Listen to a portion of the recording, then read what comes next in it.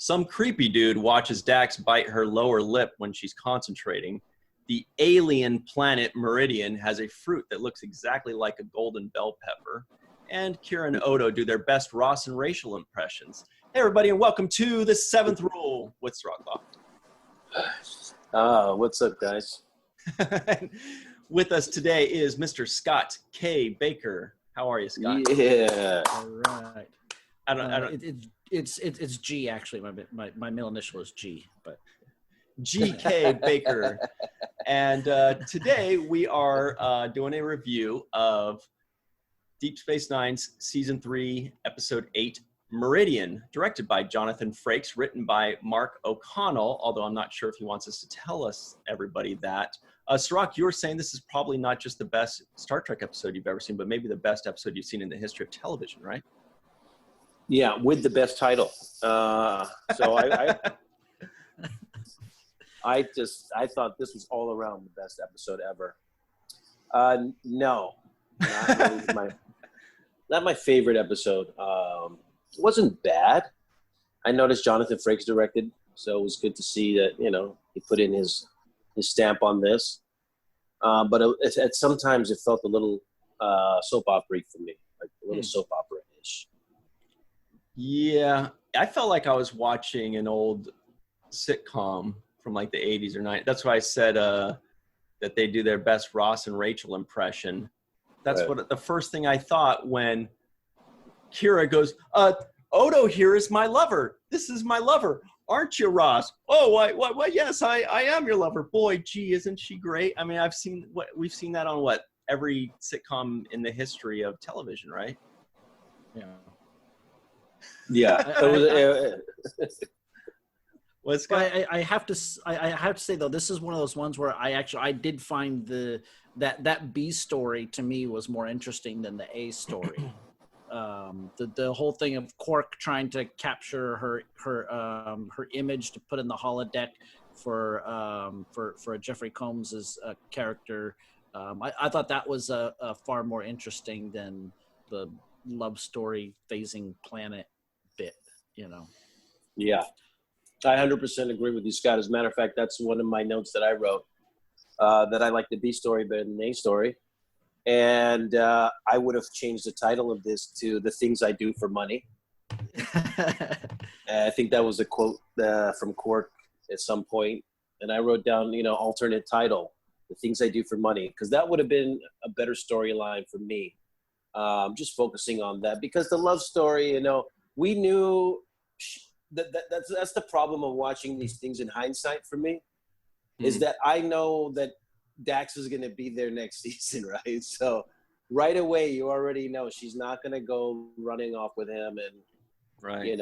I guess if you're watching it at the time, you might think that there may be the small doubt of you inside of you that said, oh, wow, I wonder if she's coming back next episode. But watching it in hindsight is like, okay, so let's see how this is going to play out. Either he's going to flake on it or she's going to flake on it, on the romance running off together. But I just didn't like that storyline because it felt a little bit too soap opera-ish for me. What if she comes back and she's like, okay, Sisko, I've healed and I'm ready to come back to duty. And he goes like, oh no, you quit, man. Sorry, I don't know. Sorry, yeah. I don't know. You quit. Yeah. Talk to Starfleet. I don't know you can't just quit forever, leave us all hanging, make the captain cry, tell everybody goodbye, and then come back and be like, anyway, I'll just take my job back. No, they replaced you, man. Sorry. Yeah. We replaced you with Rufus. Went through. Yeah, Rufus is here. You got to take it up with him. Sorry. Meet Esri. Yeah. I don't know. For me, go ahead, Scott. Well, I was going to say they missed a golden opportunity to introduce a new character in her job and then give him the shaft at the end of the episode. By saying, sorry, dude, you're out. Yeah, right. That would have been good. Yeah, this Dural guy wanted to give her the shaft too. No, I think that the title for this episode really should have been like, which dude is creepier? I mean, that Tyrion guy, I know we're supposed to think that he's a total pervy creep, but I felt like this epidural guy was even creepier. like Dural, like, but she just fell for it. I mean, he was such a freaking douche. Have you guys ever seen like a total douche tool, like feeding lines to somebody, and you're like, oh, she's totally gonna smack him down, and she goes, oh, and you're like, what? How did that work? And that's what I felt like when I was watching this tool. Well, it works because it's not what he was saying; it's who's coming from. Because she thought he was attractive, so he could say anything that he says that could be creepy is, like, oh, he's a pickup line or something. Yes, we've learned this unwritten rule many a time. Well, he did say one line that I thought needed to be said at some point, something that everybody talks about and asks, and even I've said to Dex, Terry Farrell at one point, which is how far did the spots go down, right? Right. Yeah. And that's just that's the low hanging pickup line that any guy would probably jump on at some point or another. Mm-hmm. So that one, I'm glad he said it, because it kind of needs to be said at some point during the arc of the show, right? Somebody has to say it. Cirroc, when she said they go all the way down, were you like, yes? Yeah. Well, I got the answer that I was looking for. But yeah, then he went on about his spots, and then I was all out of it again. There's a spot joke in there that I'm not touching. All of a sudden, he's not. Yeah, I noticed. I was like, what makes these guys aliens? They just kind of have like eyeliner that like extends out, like Cleopatra or whatever. That was couldn't really tell. I feel like that's all they had, right? Yeah, I just didn't like, and I didn't like the whole, like, a planet pops up in the middle of nowhere because of the cross section of two alternate universes or whatever. That just was too convenient. Then they'll disappear in 60 years. I just didn't. It was just too much for me to just get right now at this moment. It didn't have anything to do with the Dominion or where they're trying to go with the storyline. Seemed like it's just an odd place to put it. So what you're trying to say is, Scott Baker, we need you to do your best Aaron McDonald impression and explain to us how something like that could happen. Oh, no idea. Shout out to Aaron McDonald. Yeah, I'll just sidestep that question and move to the story. Yeah, very good sidestep. Very good. I mean, just like, because I think not only was the B story interesting in the characters and what Cork was trying to do, and the sort of unrequited love / lust of, I don't remember the character's name, the Jeffrey Combs character. Tyrion. Tyrion. Well, you can call him Tyrion. Tyrion. But like, it's actually like sort of foreshadowing some of the stuff that we're dealing with today. I don't know how much you guys have seen like the deep fake videos that go on, where they put somebody's face on somebody else's performance in a movie and stuff like that. And right. like we've got Princess Leia now. She's like Carrie Fisher's dead, showing up in the Star Wars movies, and this like using people's images and their likeness without their permission for this kind of stuff. Like, obviously in the 90s when this was written, they didn't have that kind of technology, and I don't know if that's at all what they were looking at. But I mean, I think that kind of definitely has those kind of ramifications today. You know what I was thinking was similarly was, let's say somebody's doing a holodeck video of me and they're scanning me. Okay. So now they've got what I look like in a t-shirt and jeans, right? So now everything else, they're going to have to guess. What does he look like in a tank top or a shirt off or whatever like that? What if I see that? I'm like, that's not my body. I'm not that furry. Or my bun isn't as bulbous as that. I wish it were. You know, like the rest of the way, you're just guessing, you know, kind of like, you know, just like, yeah. I mean, they went with it in a much better direction, which was then you don't even know what you're getting with the face either, apparently. Yeah, right. Yeah, it took him 3 times to get my crotch right on my action figure, so I know exactly what you're talking about. No, well, with some of those outfits, I feel like you didn't leave much guesswork, but I don't know. No, it's just a joke out, guys. But it's funny because one thing that I did notice was that Dax's boyfriend, what was his name, Dural? He kind of had one of my old outfits that, you know, I was noticing he had the vest with the jazzy shirt on, and I figured, I was like, wow, this planet dresses exactly like Jake, right? It's a planet of Jakes. This alternate universe planet It has is, my same stylist, apparently. Once again, I just have to reiterate, but I do say that Jeffrey Combs was pretty damn awesome because he's just so good. Number one, he's completely different in this character than he is as Wei-Yun, and I'm sure than other characters that he's played that I haven't seen. But just his performance is so spot on. He actually invokes that kind of fear and terror inside of Quark's, only scared of the real badasses or only intimidated by people that either have a whole lot of money or can kill him. And he plays that very well. I like the lines, the way he delivers it straight to Quark, And he does look like a perv. It's funny because the whole time I was thinking as I was watching this episode, I was like, well, why doesn't the guy from the alternate universe just get the hologram image of Dax so he can be satisfied? They like reverse the stories, You got to reverse the polarities. Yeah. Well, because Dax wanted to go with him too. Yeah. That was the other part. But to add to the Jeffrey Combs thing, because you're right, he does like reinvent himself for every role. And if you're paying attention, you can always tell, okay, that's Jeffrey Combs. That's who he, you can recognize him for sure. But if you're not paying attention to him, it doesn't jump out that that's him. Only one time in the episode did it hit me. I was like, oh, that's right. Where it was a Jeffrey Combs ism. And that was at the end when he was walking in to Quark Kira and he's like opening the veil. And when he does that, he kind of did like this thing where his kind of chin was in, and when it showed like a little side angle of him going like this, and I was like, oh, that's that's like a little thing that I didn't know he did until I recognized it on Tyrion. But I do want to ask for the ladies in the audience, both of you, in the comments below, please let us know. I'm really interested in this. Which character was creepier, Tyrion or Dural? I know Tyrion was supposed to be the perv and the creep and the yucky guy and the rapey guy. But for me, Dural was just slimier to me. But maybe I'm way off.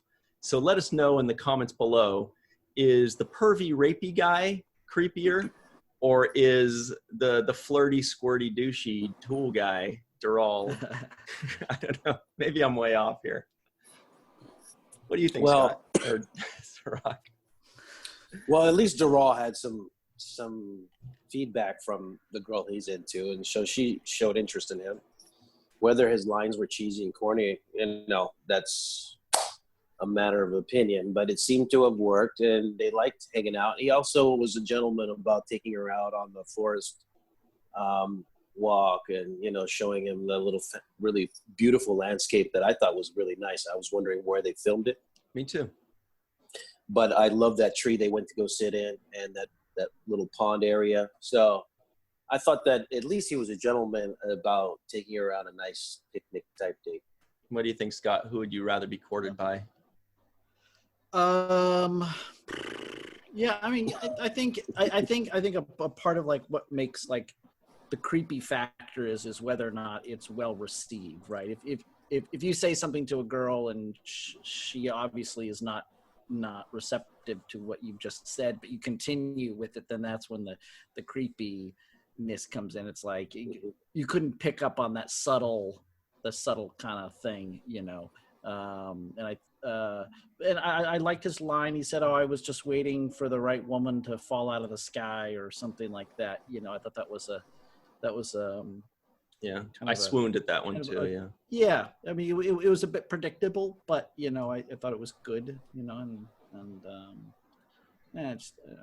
The love story just to me that just wasn't enough to hold my interest in the episode. Well, I think that's what it was. I think for me it was just like, I'm like, I can't believe Dax is. You're right. It is about if they're receptive to it, But I just couldn't believe Dax was receptive to it. I'm like, this guy's just as bad or worse than the other guy. But I guess it worked. But I'm glad you brought up the tree, because I didn't want to mention the tree. When she says, "I'm afraid of heights," and he's like, "Oh, I won't let you fall, and all, and they're like 4 feet in the air, dude.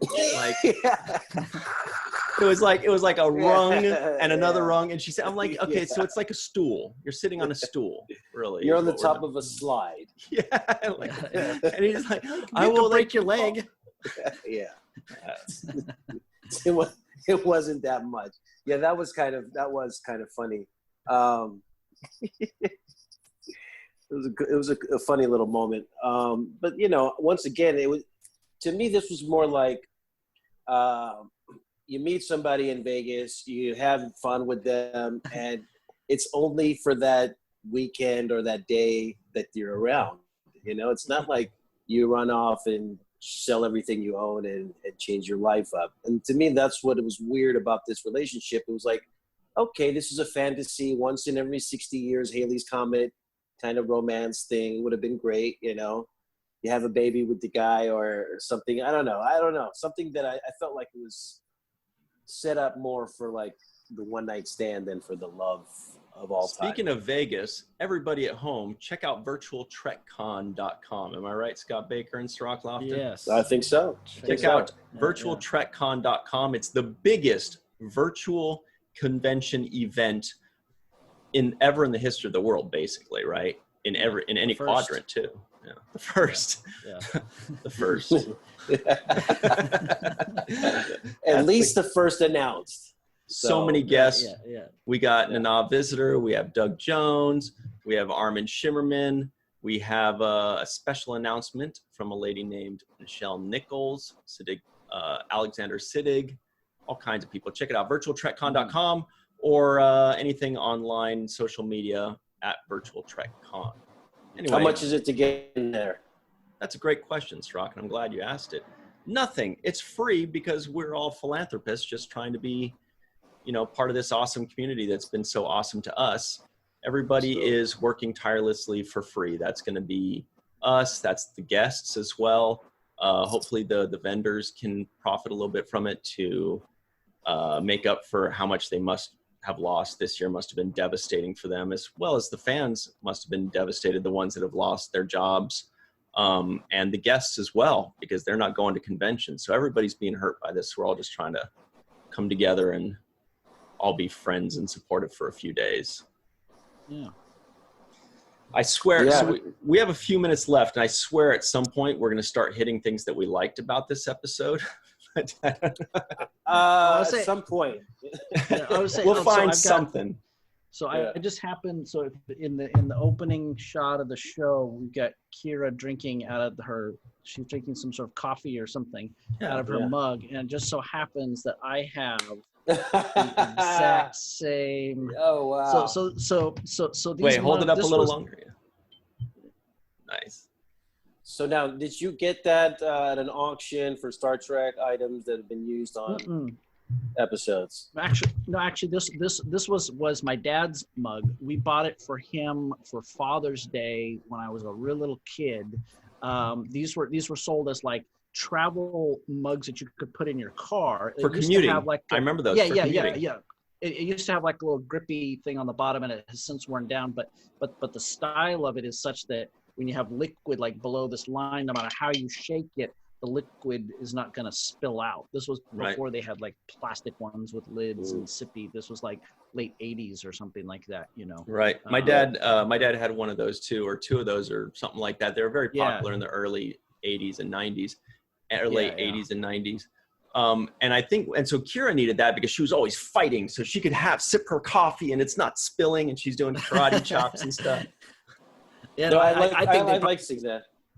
Yeah, I think they probably just got them because it has a unique shape, and so it's like, oh, this is kind of. I mean, this is the brown one, so it doesn't look as like sci-fi. The one in the episode was blue, and so it's got this unique kind of like sci-fi look to it. But I thought that was interesting. I was watching that episode, I was like, wait, I've got that mug in my cupboard.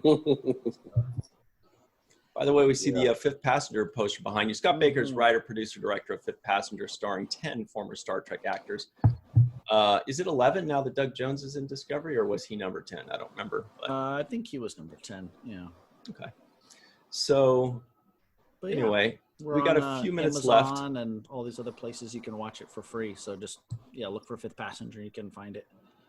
Why is everything free? Does anybody charge anything anymore? It's all like ad-based revenue now. So yeah, you don't make money by people paying to watch it. It's like advertisements go on it, so you watch the advertisements and then get paid by the advertisers. Yeah, strange world we live in. Cirroc, you're an avid coffee drinker. I did want to ask you, because they mentioned that at the very beginning, speaking of what Scott's mentioning, when he says, if it's too hot, Odo says to Kira, if it's too hot, why don't you specify a lower temperature? Kira says, well, it needs to be a little too hot. It slows down the experience, enhances the taste, you know? And I was like, oh, shoot, that kind of makes sense. Do you guys find that's the case for you? You want it to be too hot so that you can really just sip it longer?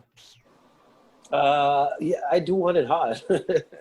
Because you actually find that perfect zone where while it's cooling down, where, you know, it's tolerable and you can keep going down on it. So I do like it hot.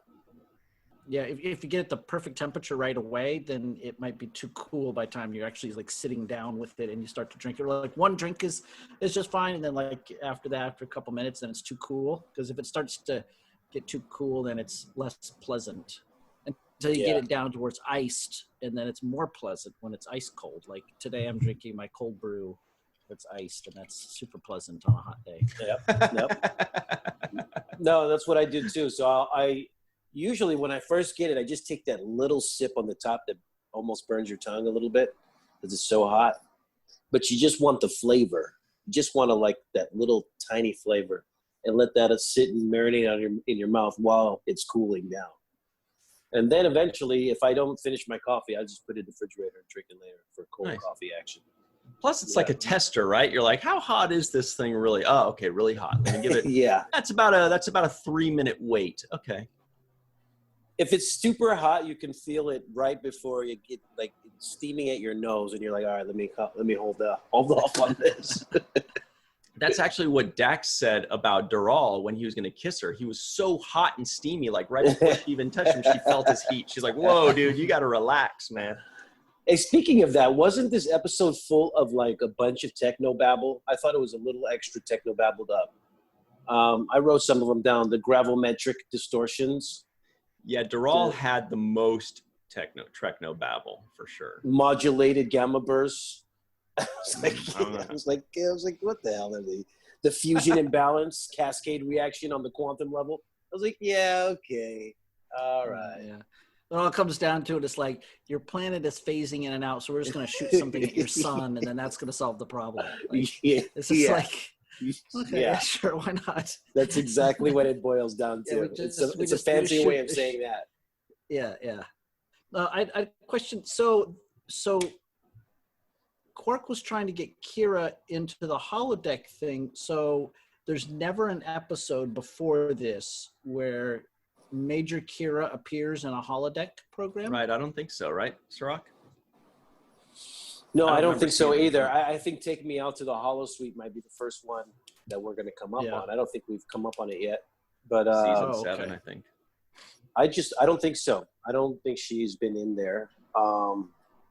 I've never heard her express that she had dislike for the Holosuite, though. This was the first time I heard just that. Like her image, like there was no other character like previously that was doing some sort of like bridge simulation where they were interacting with a holodeck version of Kira in a prior episode. I mean, they hadn't mentioned it yet, to our knowledge. Oh, okay. I do believe that Kira mentioned in an episode maybe a few weeks ago when we had Nana on with us that she said, I don't like holosuite programs or something, like, and then Quark was like, well, I'd like to try to get you under, and she's like, you could try, or something, something where she put him down again. She shot him down.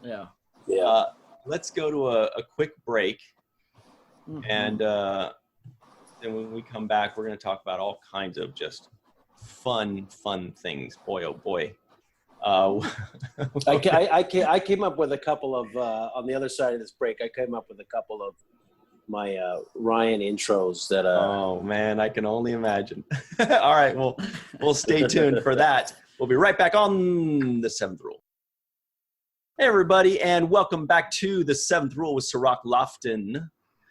My name is Ryan T. Husk. We're joined by writer, director, producer, Mr. Scott Baker. Also, by the way, he does great graphics. He creates the website for the virtual TrekCon. He makes stuff like little animated fan films. Check it out. Check out what was the title of that fan film, by the way? The last one was called Quarantined. Yeah, Quarantine. That's right. Quarantined. We do all kinds of fun voices. Yeah. The previous one was called Cease and Desist. And so the first one was having fun with just the fan film guidelines that CBS and Paramount put out, and then the second one is having fun with Quarantine and the fans' reactions to Discovery and the new Star Trek, the Abrams and the Picard and stuff like that. You know, right? Just if there's one thing that's fun, it's Quarantine. Yeah. Well, Yeah. Yeah. No, it's really cool. We do all kinds of fun voices. I get to do like Worf and Picard and Troy's voice. Maybe Beverly. Did I do Beverly too? Yes, you did Beverly. Right. And then Rico did some, Malissa, you. Anyway, real quick. So check it out on YouTube, guys. Cirroc, what were the two beginning trivioids that you wrote down? Yeah, but real quick, Ryan, you did kill the voices in that Quarantine short. I just want to really give you the hats off to your performance. Well, thank you very much, Cirroc. Love your voices, and I'm impressed by your Worf. Was pretty spot on too. Yes. That wasn't quite it. But my little intros that didn't make the cut are about to make the cut. One was Odo has no taste. That's why never mind. That's why. No, don't say it. I was like, wait a second. No. I was like, no. Got it. Yeah, that's why. I didn't put anything on there for a reason. I just left it right there. And the other one was Dax was spooning with an alien. Nice. Good one. So here are the ones that I wrote down because I had two ideas for the Ross and Rachel thing. First, I said, Rachel plays with Ross's heart. Did I say Ross and Rachel? I meant Kira and Odo. Then there's Dural has some serious Trekno-babble. The planet Meridian has a fruit that looks exactly like a golden pepper. By the way, yeah, I was sitting there kind of in the foreground of the shot. There was like a bell pepper right there. And we're like, boy, that's weird that this alien planet has a giant bell pepper. Quark has a picnic orgy holosuite program. By the way, I'm reminded by our buddy Dr. Marie Segal that it is a similar program is mentioned later on by the one and only Nog. When he's going off to Starfleet Academy, he said he's auctioning off his holosuite programs, and he had that goddess of humpies or whatever it was, that was in that holosuite program, and nobody wants to buy it, but Dax is like, I'll buy it. Anyway, that's later on. Kira has never won anything before. Some creepy dude watches Dax bite her lower lip when she's concentrating. Oh, here's one. The DS9 writers must have been on strike. Oh, wow. And Quark pretends he's creating the Star Trek experience in Las Vegas because that's what he tells Dax. He's like, they want to pretend like they're battling the Jem'Hadar with Major Kira and Odo. I'm like, that's the Star Trek experience he's describing, basically, right? Yeah, very good. And the last one was Dax tells Dural a bedtime story about Tongo. Yeah, when the Tongo thing came up, I thought it was going to be a reason why he was going to leave her, because he turned sour when she mentioned Tongo, and I thought he was thinking, "You're a gambling woman. I can't be with you." That would have been a funnier twist to me, something like that, where his moral turpitude wouldn't allow him to do it. But no, the one thing that they said that I really liked Quark's line was, "Satisfaction is not guaranteed." And that, to me, that belongs on a T-shirt somewhere. Right. Not on me. Not it. Oh, not on me. Sorry. Yeah. That leaves you, Scott. Sorry, you gotta wear the shirt. I like that one. I'll just make the graphic and I'll let you guys deal with it. It seemed like it would be a rule of acquisition, like I'm surprised it's not. Yeah, you're right. And then there was a lady named Selton Recall, I believe was her name. Just wanted to make sure to mention her because she was kind of like the other, day player that joined in. She didn't really get as much play as I thought, because at first she was the first one that was introduced. She popped in. We thought that she was going to get a little bit more, or at least I did, but not much. Was it me, or was she kind of flirting with Sisko too? It seemed like they almost kind of had a thing, right? It did. And I think they were just kind of trying to show that that's just kind of apparently how their people are. They're just like, hey, when we're in our corporeal selves, we sure like to get down, and we've been with these guys for millennia, so I'm kind of tired of them. It's like it's like a 60-year case of Morningwood for them when they. Oh boy. Yeah, they seem a little like hippies, a little bit, like peace and love. But the thing that I did notice about her is her hat, and the way it was laid on top of her hair was really pretty interesting. I don't know how they did it, but it was actually beautiful and really well done. Something I hadn't seen before, because it was like this swooping design. That's cool. And it was pretty nice. I've never seen that before. So those of you at home will notice that Cirroc is always really good about catching, good designs and good wardrobe and costumes and such. Whereas I'm on the other side of that. I can honestly say I didn't even know she had a hat on. So Scott, you've got to be the tiebreaker here. Did you or did you not even notice that she had a hat? I didn't really register to me. Yeah. Yeah. Yeah, but there it is. Let me. It was the way it was laid. I don't know. I can't explain it, but it was just laced and draped on top of her head, kind of like this bow tie, kind of like bow ties or something. But it laid flat on her hair, so it was kind of a cross between a hat and a scarf or something. Right. Yeah. No. Almost like a little like flattened beret kind of thing or something. Yeah. Yeah. Yeah. Oh, there it is. Let's see. Okay, so I know there's a close-up of it. You see it? Yeah. Yeah, it's kind of like there you go. Right there, they're right there. Yeah, like a weird lacy sort of thing. That's on her head. Oh, you're right. That is pretty cool. That's a good one. Good eye. And it just sits on her head, on her hair, which is kind of crazy. It's not exact. I don't know how. Kind of like a hairnet almost. Almost like a hairnet. Yeah. Yeah. I don't know how they attached that. I'm sure that took a while for the hair department to fasten that to her. Yeah, that's why they couldn't afford complex makeup for the other guys. Yeah, you just get a diamond on your eye. Yeah, they worked Monday through Thursday on that hairnet. So Friday they're just like, I don't know, just put something. I don't know if you guys mentioned it, because I to prepare for this I watched all the episodes in season 3 to kind of catch up with what was going on in the storyline. I think it was the episode before where they find a little Jem'Hadar baby, and they're like, "Oh my God, it's an alien!" And it was just a baby with a thing there. It was a human with a dot that like grew all around him, basically. Right. So it was an alien because it was just a baby with a thing on his head, But we're dealing with. As much as Cirroc notices wardrobe and costume and such, I feel like I notice the other world town square sets. I'm very nitpicky about that, and I've said a few times that the classic standard Star Trek outdoor set is like, it's just people are running around. They're always in a hurry to go places. There's like 2 or 3 kids like playing hacky sack or soccer in the corner. There's 2 people over here playing chess. There's someone carrying like a basket of fruit. And then there's an older man or woman that goes, "Welcome to my home." That's how they all work, right? But this one, it kind of bothered me a little bit, because didn't they say there were 30 people total? There are just a total of 30 people, yet 28 of them are running around in circles right in these tight Where are they going?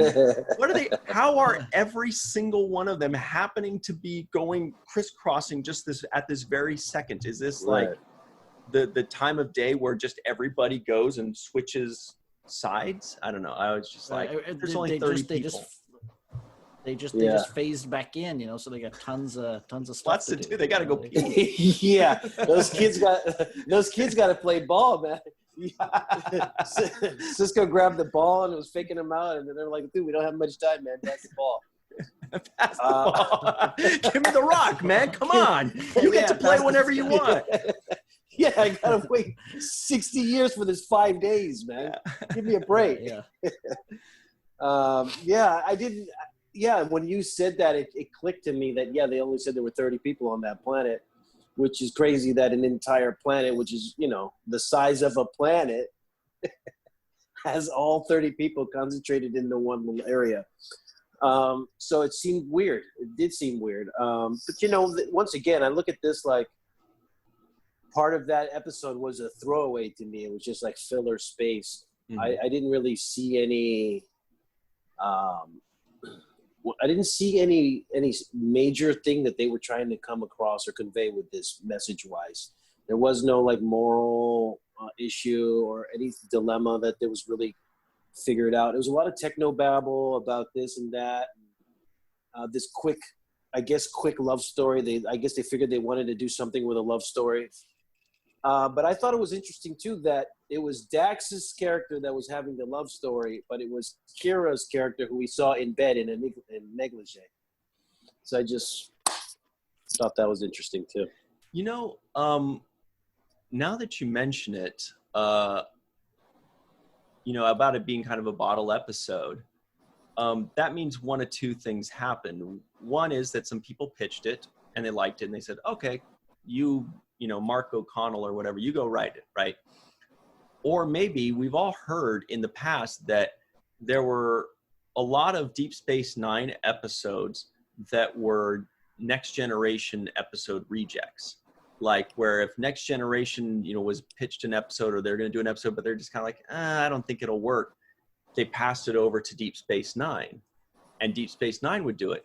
And it just kind of hit me. I wonder if this was a rejected Next Generation episode where, you know, basically it's, I mean, the A plot, the B plot was certainly not because they didn't have like hollow suites and they didn't have a Quark type character.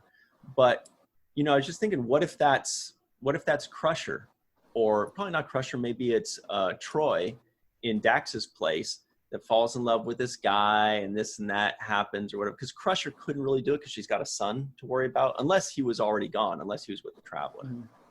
Anyway, so I wonder which one of those two scenarios it is. Yeah, or also I know that there was the whole thing where the like Ira and people like that wanted DS9 to be more of a serialized thing, but there was the pushback because of a syndication to keep them all episodic, and so right. Okay, here's an episode we'll do, you know, so they're like kind of forced to put in ones that didn't have anything to do with the you know, the Jem'Hadar and all that kind of stuff, having ones that were completely, you know, separate. They were like, okay, well we're you know, obligated to have so many episodes a season that aren't, you know, part of the larger storyline, you know. Right, and I'm looking at the people that pitched it. You know, when it says story by, that's pretty much the people that pitched the idea, right? Mm-hmm.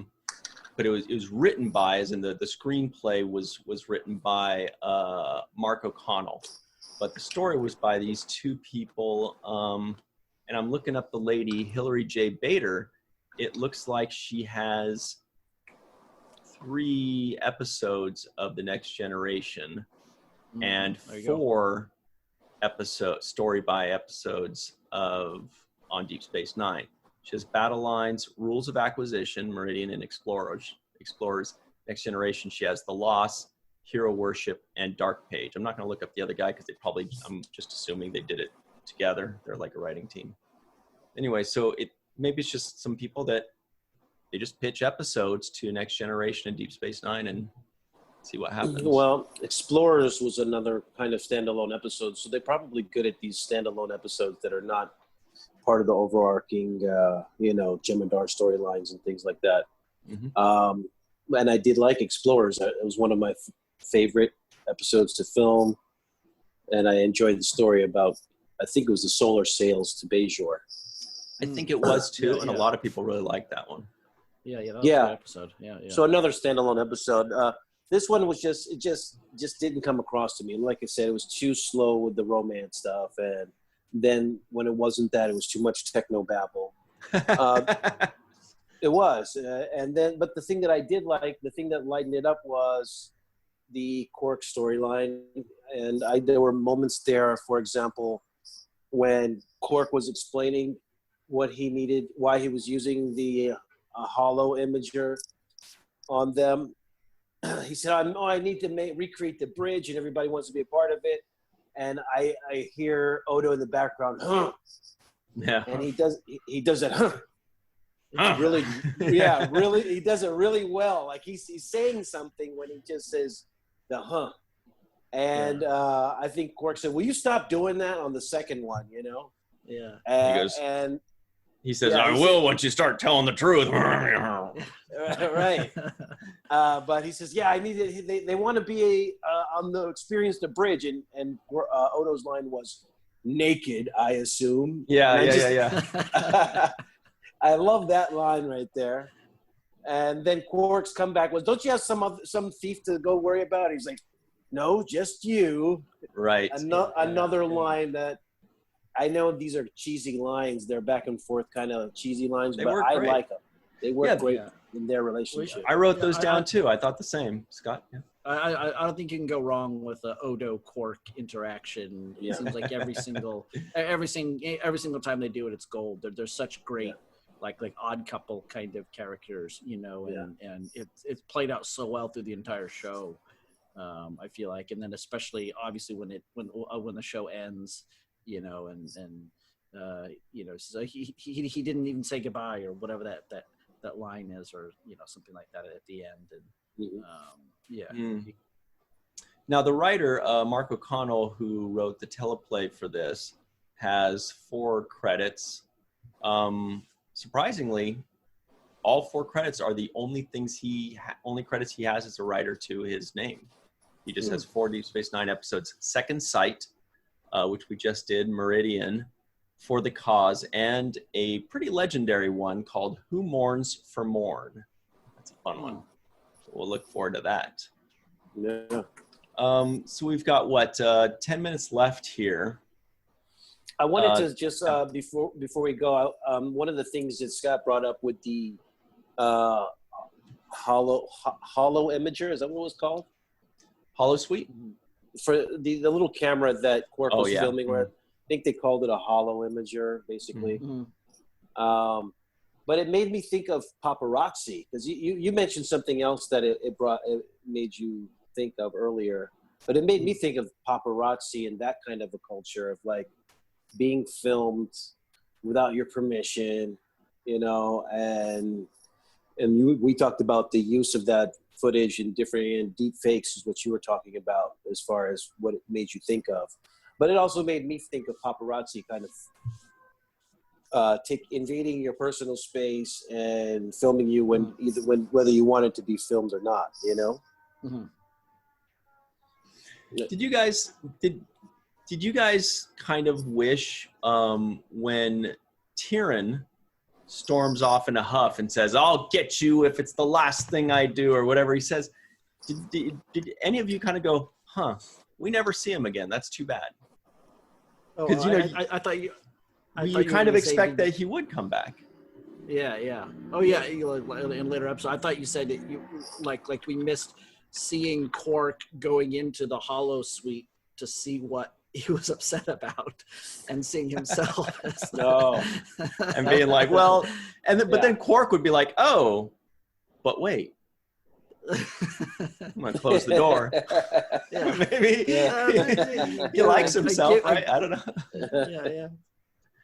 I don't know. That's a whole nother episode right there. That definitely is an A storyline.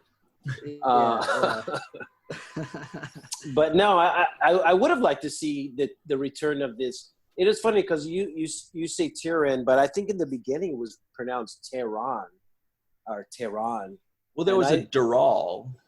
Yeah, there was a Dural and Kishara, but there was also a Tehran, and I wrote it down because it was like Tehran. Did they just use the name? The capital of Iran?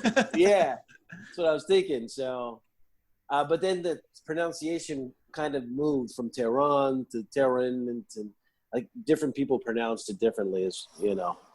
Right. But I did hear it right in the beginning. The first pronunciation was Tehran. But there were some other quotes in here. Money, money isn't everything, but it can buy you everything. That was great line. Great line. Yeah. These are rules of acquisition here, whether they call them that or not. They're perfect. Exactly. And like I said, I just was overwhelmed with the technobabble. Too much for me. The singularity, destabilizing the matrix, and just throwing so much stuff like that out. Yeah, it just all turns to like static and background noise when I start to hear that kind of stuff. It's like the old Charlie Brown. Wop, wop, wop, wop, wop, wop, wop, yeah. Wop. Like, yeah.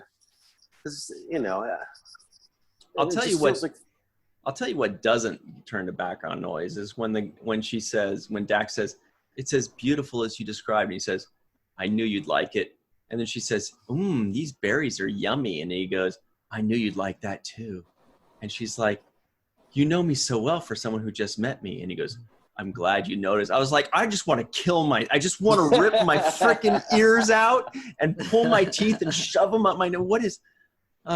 Anyway, I know it was like one of those romance novels. Right. That part of it was just too cheesy for me. Like all of it. Like I just wish that at one point he said that and she just kind of went like, "Come on, dude!" Like it's just laugh at him because you're trying too hard, dude. Yeah, really, that line. But yeah, it was just too much of that. And between that and Technobabble, this was not one of my favorite episodes. I enjoyed some of the scenes between Odo and Quark, between Jeffrey Combs and Quark. I love the way Jeffrey Combs plays with Quark when he pulls out his latinum and then he gets the ring off, and he knows how much that means to Quark, right? He's like, "You see this ring?" And then he starts bragging about his own holosuite at his house, so he's big time. And I just like the way he played those moments with Quark, because it really he was catering to Quark's real greed and totally just throwing fuel on it. Scott, you have a little show and tell for us, it looks like. Oh no, I was just bringing up the image of Quark there at the end. It's fun, Oh yeah, I'm surprised I haven't seen that on a T-shirt somewhere. I haven't seen anybody wearing that T-shirt. Yeah. Would you? Absolutely I think you would. Not. I think you. No, I think you might. Only if I'm gonna see Armin. I would wear that shirt for Armin. Yes, I would wear that. That's great. We should do one with Nog. We need to. Oh, yeah. I've been waiting for you, and it's got to have the quote on there. I've been waiting for you. Yeah, exactly. Yeah. No, that was. I'm sure Jonathan Frakes loved that part of it. Right. You're right. I forgot that. I forgot that he directed that when I was watching that. He was probably like, "Oh, this is gonna be so funny." He's just like, I bet you he had that big Colgate smile through the whole thing. Yeah. Okay, so here's the big question now that we have just a couple minutes left here. The big question is, Cirroc Lofton, what do you think this got as far as an IMDb rating on a scale of 1 to 10? 6.3. That's my guess. What about you, Scott Baker? Did you already look on IMDb? First of all, I know you do your research. Okay, cool. I didn't look. So what do you think? I think it probably got a pretty high rating, like at least like 7.2 or something like that. Just because like this ending is kind of funny and like real it ended with a bang in a sense, like a good punchline sort of thing, where it kind of muddled along in an episode, but if it has a good strong ending, and I think the B storyline had a strong ending that it might have left people with a good enough taste in their mouth to give it a high rating. That's me. Would you guys believe me if I said it got an 8.9? What? No, I would No, not. Cirroc wouldn't, and he'd be right. No, it got it got a 5.7. Okay. But very low, possibly the lowest maybe of all 7 seasons. I can't imagine there's a lower one. Have you guys been doing this each episode? Yeah. So this is definitely a lower rating. They're usually, I think the average is usually between 7.7 and 8.1, like usually right around there, high 7s to low 8s, right? Yeah. This was a noticeably bad episode, which it's actually was. It kept me watching. Like I wasn't falling asleep. I wasn't throwing my phone, but I was also like, no way they're trying to get away with this like daytime soap opera stuff on the middle of the Star Trek. No way. And it just kept going. So it wasn't like terrible, making my eyes bleed, but what a relief. But it was like. I mean, the only saving grace was the B storyline. That's it. If there was no B storyline, then I would have had bloody eyes. Bloodshot eyes for the first time ever on this show. No, I can't take it. Yeah, first time ever.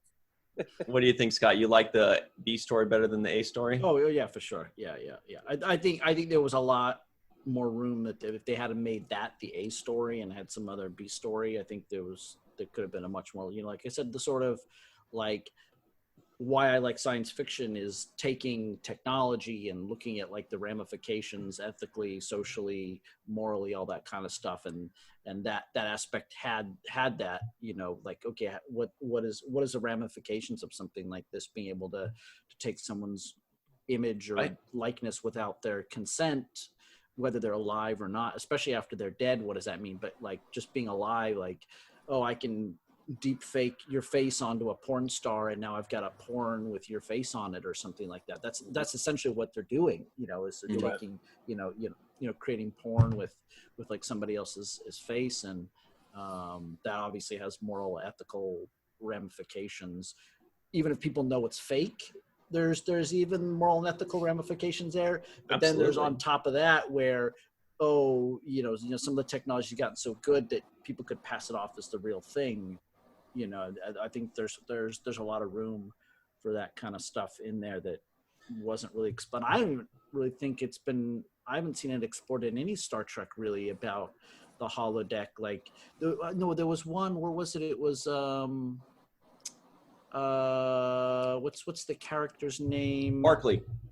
Yes. He knows exactly what I was talking about. Yeah, and I think that was the only time where they really touched on it. That they like, what's the harm, or what's the the fallout or whatever of somebody using someone's likeness in a sort of romantic setting or what. You're right. I mean, you're hitting the nail on the head. Every episode has at least one moral or ethical question that they bring up, and as we notice, oftentimes with Deep Space Nine, usually the stuff that they did 25 years ago is actually more relevant and pertinent today than it was 25 years ago, because 25 years ago, that was all kind of theoretical. Nowadays, we actually see this kind of stuff being done with deep fakes and with like people putting heads on bodies and just kind of weird stuff like that. Yeah, you're absolutely right. They're always way ahead of their time. We're behind on our time though, sadly. I know. I'm as broken up as you are. Before we go though, Cirroc. No comment. Very special thanks to Yvette Blackmon, Rex A. Wood, Dennis Koch, Homer Frizzell, Eve England out in Wales, Dr. Marie Segal, Carmen Shamwell, PJ Tomas, probably still stuck in Spain, hopefully not. Thank you all for joining us. Stick around for the free-for-all, and we'll be right back with Cirroc and Scott Baker. Less than 60 years, right? Less than. Well, they won't know. We'll see. To them, it'll just be a flash. Oh, okay. Wait, no. It's the other way around. To us, it'll be I don't know. Yeah. We'll be back. Somebody. Hey, everybody, and welcome back to the Seventh Rule with Cirroc Lofton. Hello. As you know, we've got Mr. Scott Baker, Scott G. Baker. We also have Dr. Marie Segal. We have Commander Homer Frizzell. And we have, on a rocky, shaking ship, we have Lieutenant Heather. Actually, it's Lieutenant Junior grade. Okay. Okay. Sorry, that was a Star Trek, Starfleet command thing. Here's our big question of the day, you guys. We're going to throw a little curveball. Anne-Marie gave us a good idea. We're going to throw a little curveball here. If you had 1 hour of a holosuite program, you can do anything you want. You changed the questions a little. I know. Go anywhere you want. Do anything you want for 1 hour. See anybody you want. What would it be? Starting with Scott Baker with the awesome, thing in his background. Yeah. Which is Virtual TrekCon. I don't know. Anywhere. I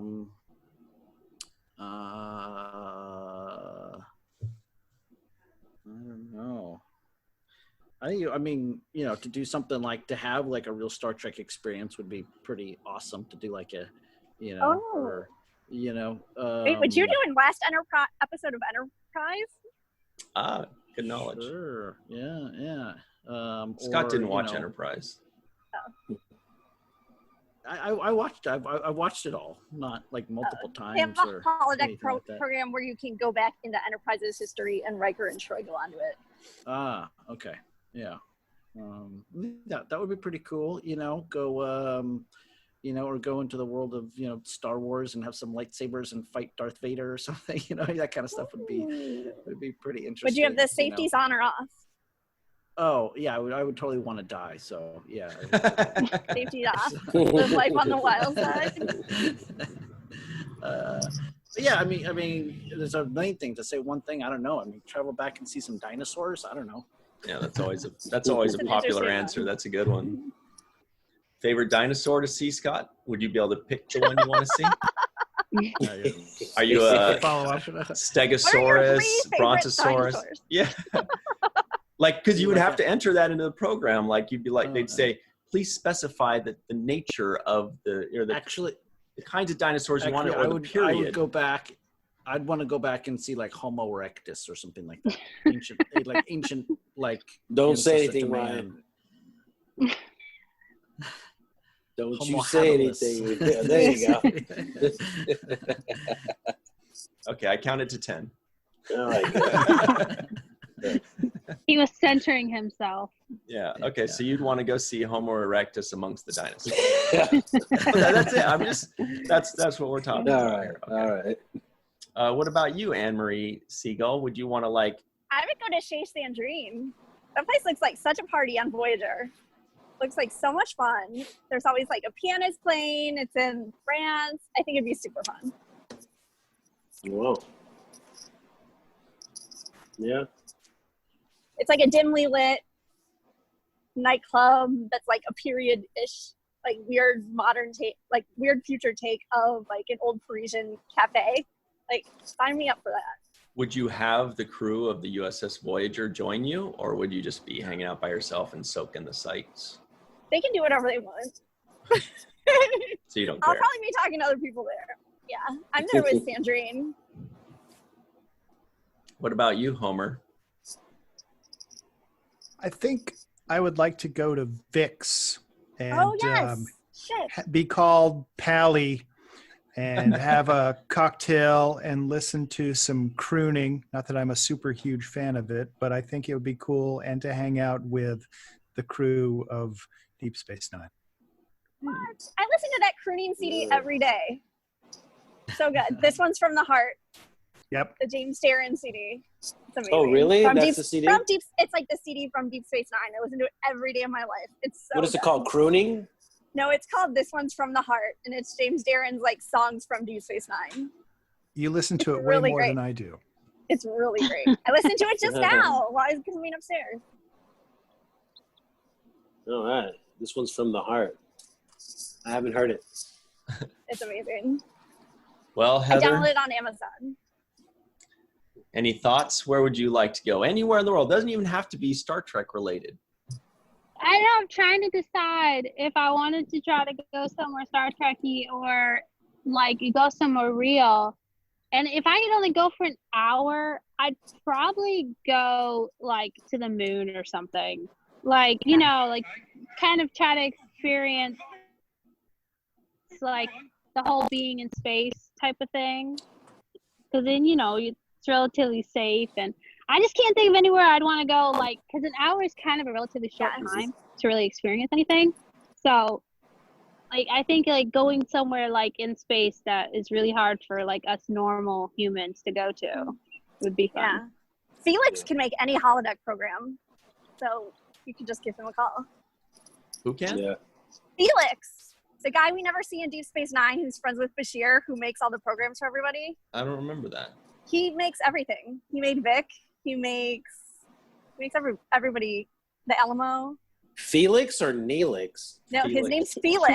Felix. He's like the person that we never see in Deep Space Nine, but he gets a million non-appearance mentions. Isn't he the guy that, like, Vic Fontaine is supposedly modeled after in Star Trek canon? Isn't he? I feel like he is. I think he's probably modeled after actual James Darren, but Felix is the one who made the program. Yeah. What about you, Cirroc? Would you want to go meet Felix for your hour on the holosuite? No. No, I wouldn't. But I look at the holosuite like, so it's a place where I want to relax and probably like just unwind and just like tune out and zone out, you know? So I would probably like to have a one-on-one moment concert type thing with Bob Marley. I think that would be like, wow. That would be my thing. Would you pregame? I'd pregame. I would pregame and postgame, and I'd probably smoke a joint with him. Yeah. During game. Would it be real? It would feel real to me. And you know, just him and the guitar. That's amazing. We don't need the dancers or the background singers. I just him and a guitar and a chair. In probably an all dark room, so it's just we could just have this kind of I love that personal moment and talk, shoot the shit, and you know, smoke a little bit and listen to some music that he's providing. That'd be my mission for at least one time. And every little thing's gonna be all right. Yeah, exactly. I love that one. Yeah, it sounds like a fun one. Program. Sounds like a fun one. So for me, I've had plenty of time to think about this, and I think I would just like to live in Three's company for an hour. Just come and knock on our door. Yeah, I want to like, you know, I want to like laugh at Larry coming in. Greedy Gretchen was doing what, you know, and then me and Jack would like get into weird wrestling matches with the what are those things? The ironing table that he would always get, like battle with an ironing table. So you'd be like Larry? So you'd be the fourth one or what? No, I don't know. Would you be Larry's friend? And then we'd all get caught up in a little misunderstanding where we're just talking about eating cereal, but the person listening in on the door thinks we're humping in the kitchen, you know? Oh my boy. Jeez. Boy, well, you could get in you could get into two little like antics because it's an hour. Right. And we could go to the Regal Beagle.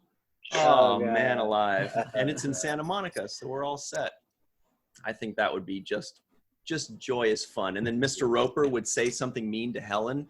He'd be like, that's not what you did last night. And then you go to the camera like, did you hear that joke I said? I don't know. I think that would be fun. Scott disagrees, but whatever.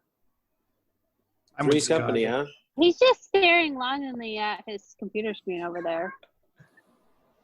Is that a kitty or a person? That is a child. Like that is what that is. I'm surprised you didn't say Friends, because you could be in a Friends episode as well.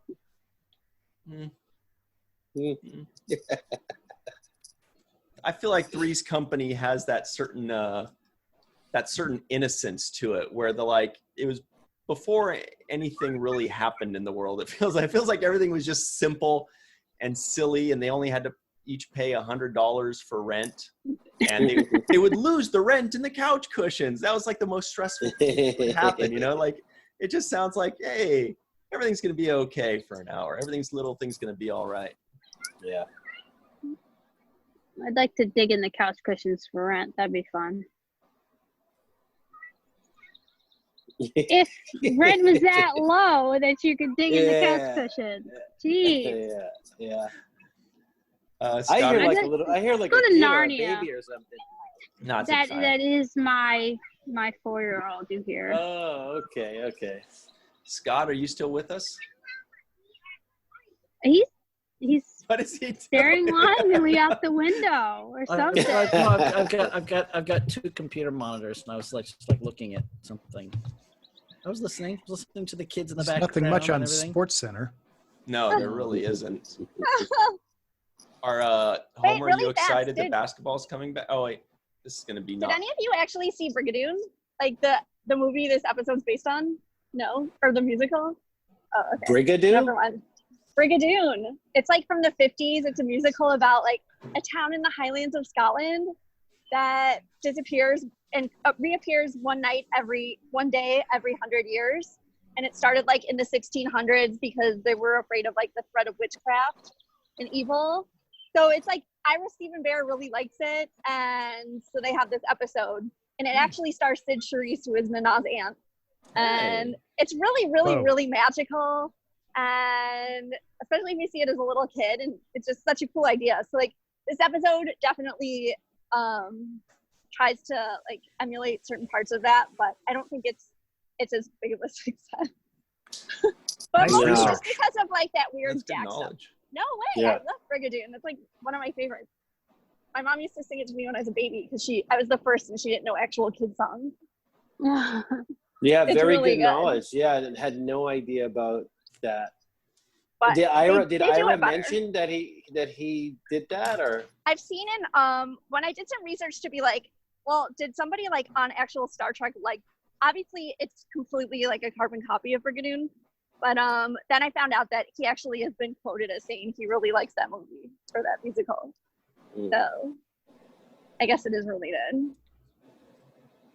Yeah, I had no idea. I just don't think they executed this episode properly. Yes, exactly. They had so many things. Yeah, there was an opportunity here because I would like the idea of a universe that pops up every, for 5 days, once every 60 years. Yeah. There's so much potential in that idea. Maybe there's a life-saving medicine or something that they need, and there's only a small window. I don't know. There's so many ways to explore that. Yeah. I didn't think that the love story idea with Dax was the way to go. Oh, and it was so out of character. She would never be that like insane and weird. And that guy was not all that. They did a similar thing. Bashir hit her with all these exact same lines, like for the first 3 seasons, and none of those worked. Yeah, I know. I'm surprised he wasn't jealous. He was like, "All right, leave her on the planet. We're taking off." Yeah, we can tell you really thought this through. Heather and Homer, what do you think? Was this guy all that? He wasn't my cup of tea. I'm just seeing now that I chose virtually the same background as you did, which is the moment where they're talking about the spots. So I'm going to change mine, and I'll cede the rest of my time to Heather. No, I was just going to say that they did a similar thing with Orville, I believe it was, with the planet that was like in a different time, and then they left the robot guy there because he wouldn't age. That was like a little bit Isaac, of a blink of an eye thing. Isaac, yeah, but like they would like fade out. It came back really quickly, but like 1,000 years had passed, and like they had to. For some reason, I can't remember exactly why Isaac had to stay there. Something about like he had to come up with like a cure or something maybe. But he's like, yeah, I can survive 1,000 years. But I don't know. I was just thinking of that. But the moment where Dax is like. That one seemed very like, what is it? Is it Blink of an Eye, that Voyager episode that kind of does the same thing where like the planet just like, rotates like way faster. So it was like that was so similar to that Orville episode. Totally. Or like the time just moves way faster, so it's out of sync with the rest of the galaxy. I think it's a reverse they did a gravity couple time well. dilation things. reverse I listened gravity to well. Dr. Aron. Yeah. We needed her today. We kept saying this doesn't make any sense. We need Aaron McDonald here. Yep. Fusion yeah, balance, Dax and her cascade flirting. reaction on the quantum level. Singularity, disturbing the matrix. Yeah.